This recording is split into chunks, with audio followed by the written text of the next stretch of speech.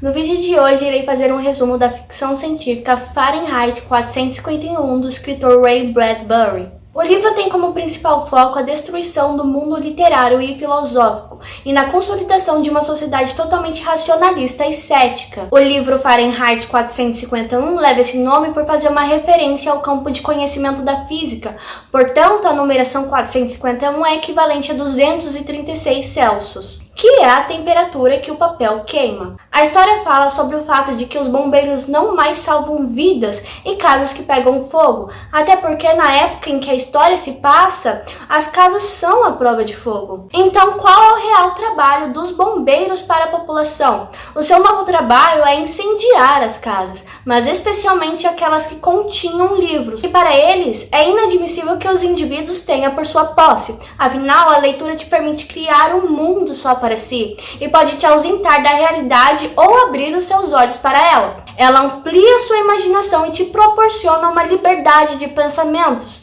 com bases sólidas quando é bem estruturada. Essa distopia deixa bem claro sua repulsa pelo autoritarismo e pela falta de conhecimento. Mas diferente de outras, como 1984 ou Admirável Mundo Novo, ela leva uma característica peculiar, onde não há um Estado que impõe explicitamente que as pessoas devam negar a busca pelo conhecimento, mas as pessoas decidem o deixar, por se preencherem, obviamente, com coisas simplórias, como a televisão, que aumentava o nível de dopamina dos indivíduos e os ausentava da vida. Basicamente, eles viviam como zumbis e, na verdade, nem viviam, apenas existiam. A primeira parte do livro vai tratar especificamente do que já dei um respaldo: o fato do papel dos bombeiros serem invertidos. Ao invés de apagar o fogo, eles os causavam. Mas, curiosamente, leva um personagem principal, Guy Montag, que era também um bombeiro, e sua visão de mundo se torna totalmente transformada. Aqui, no início da história, Montag irá conhecer uma garota de 17 anos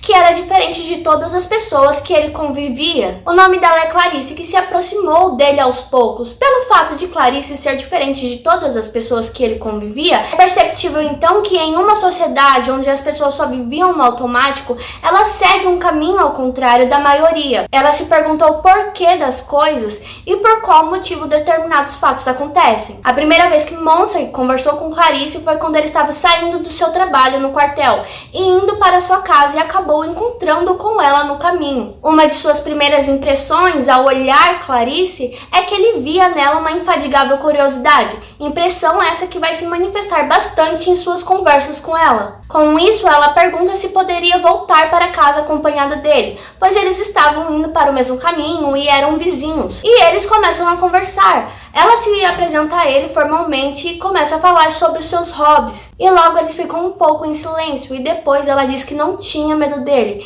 e ele não entendeu. Então ela explicou que muitas pessoas tinham medo de bombeiros, mas ela não, porque afinal para ela ele era apenas um homem comum. E com isso ele começa a ter várias sensações, mas principalmente uma sensação de aconchego. Ela faz então uma pergunta a ele, lhe perguntou se de todos os livros que ele queima ele nunca tinha lido algum. E obviamente ele diz que não, já que era contra a lei. Então ela lhe faz outra pergunta inesperada, se era verdade ou não que antes dos bombeiros começarem os incêndios, eles os paravam. Ele lhe disse que não, afirmou também que as casas sempre foram a prova de fogo. Então ela lhe explicou que alguém lhe disse há muito tempo que ao invés dos bombeiros começarem o fogo, eles os apagavam, porque os incêndios ocorriam por acidente e as pessoas precisavam dos bombeiros para deter as chamas. Ela então começa a tentar levá-lo para um lado da conversa mais filosófico. Ela lhe dizia que as pessoas já não mais reparavam em nada e deu exemplos de motoristas que viviam sempre correndo contra o tempo nas estradas e não paravam por um só momento para a contemplação do que havia à sua volta. Ela deu um exemplo do seu tio, onde certa vez ele foi preso por 2 dias por dirigir 60 km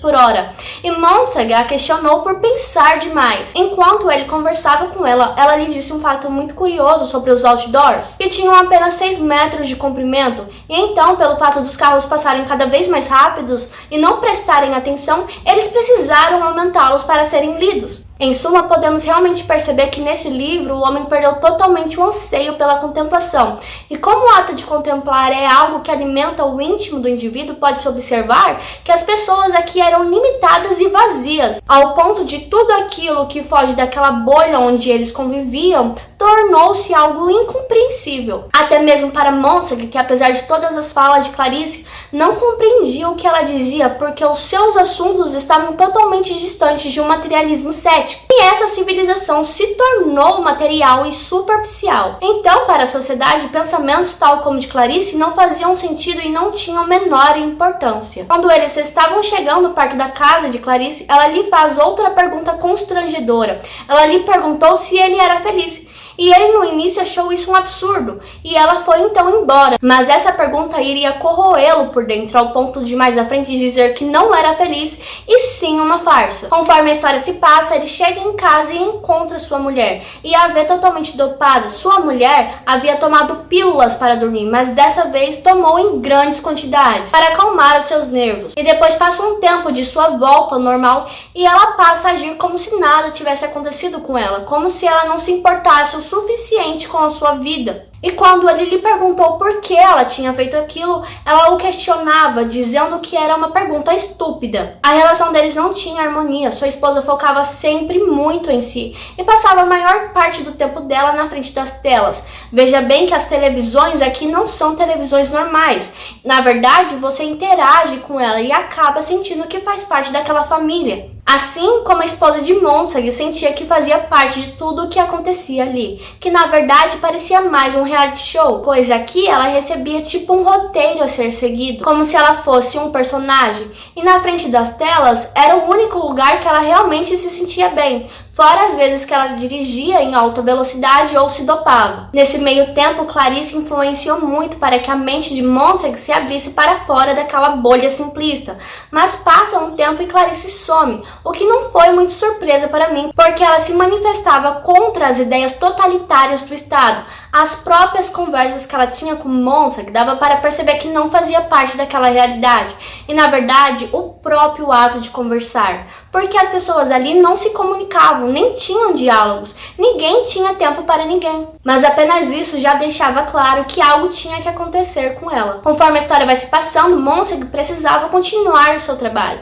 então ele vai para a casa de uma mulher queimar os livros que tinha lá. Mas essa senhora não aceitou que fizessem aquilo e resolveu morrer junto com seus livros. Quando Montag presenciou essa cena, ele lembrou de Clarice e pensou que talvez existisse algo nos livros, algo que não fosse ruim, mas que ele era impedido de conhecer. Até porque uma mulher entregou a sua vida e decidiu morrer com seus livros ao invés de viver uma vida sem eles. E no meio disso tudo, Montag roubou um livro. Mas conforme o tempo passava, ele roubava ainda mais livros. Alguns ele escondia, outros ele levava para sua casa antes de cumprir qualquer missão. Ele sempre escondia livros. O livro apresenta também o capitão de Montag, que é comandante dos bombeiros, que começa a observar diretamente o comportamento estranho e imprudente de Montag. Nesse meio tempo, Montag estava com opiniões formadas para si sem base naquilo que o Estado pensava. O capitão sabia que Montag tinha livros consigo. Então, com isso, ele precisava de ajuda. Então, ele lembrou de um senhor que encontrou há muito tempo atrás. E como ele tinha o endereço desse homem, ele resolve procurá-lo com o intuito de encontrar ajuda. Ele então encontra o Sr. Faber, que resolve ajudá-lo.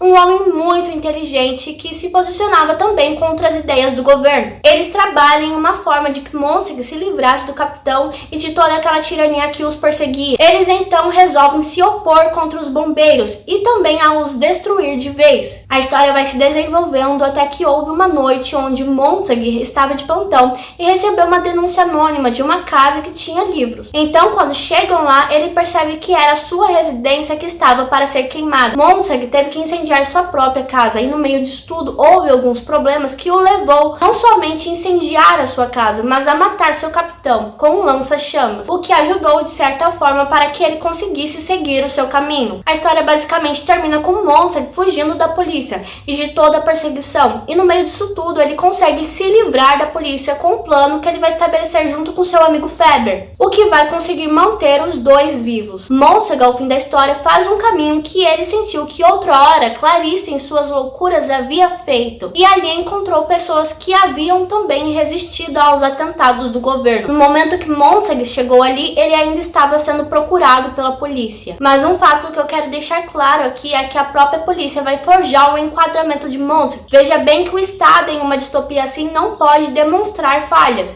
Ele precisa ser infalível. E seria inaceitável que ele conseguisse despistar a polícia. Então, como ela seria infalível? Dessa forma, eles controlaram tudo. Precisaram fazer uma cortina de fumaça. Ao invés de pegarem Montague, manipularam a mídia e pegaram outra pessoa. Mas para quem acompanhava a busca ao vivo, deu a entender que tinham pegado o próprio Montague. O que realmente fez parecer, porque não deram nenhum zoom no rosto do sujeito. E eis aí a famosa fake news. Bom, Montague se juntou a esses homens que viviam às margens da sociedade. Eles não podiam correr o risco de carregar livros consigo. Então, para nunca se esquecerem de um livro que marcou a sua existência, eles decidiram decorar, a fim de que um dia o livro passasse adiante e o conhecimento não se perdesse. E quem sabe as próximas gerações não colocassem esses livros novamente no papel. Esse livro traz uma mensagem no final de esperança, de um futuro melhor. No final, Montague segue o caminho dessas pessoas, que não eram apenas esses sujeitos que ele conheceu, mas milhares de pessoas nas estradas e nos trilhos, que o livro descreve como vagabundos por fora e bibliotecas por dentro. Bom, pessoal, o vídeo de hoje foi esse. Espero que vocês tenham gostado. Até logo e tchau, tchau!